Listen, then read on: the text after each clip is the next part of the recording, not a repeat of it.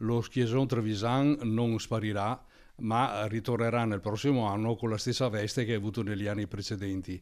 Noi come Associazione dei Trevisani nel Mondo ne siamo titolari, abbiamo acquistato la testata semplicemente solo 10 giorni fa e quindi ci siamo preoccupati in primo luogo di stampare l'edizione del 2024.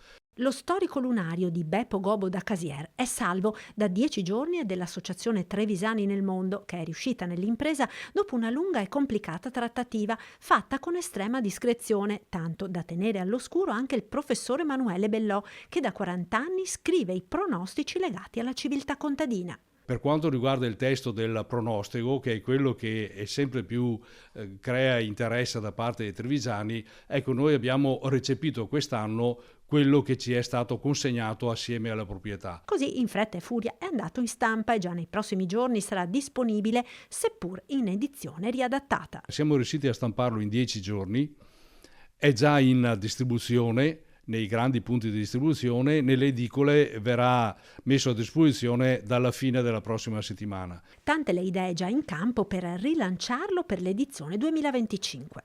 Dopo aver superato questa fase, che era quella dell'emergenza, chiamiamola così, vorremmo poter realizzare una mostra delle edizioni storiche di quello che è stato l'archivio del passato dello Schieson.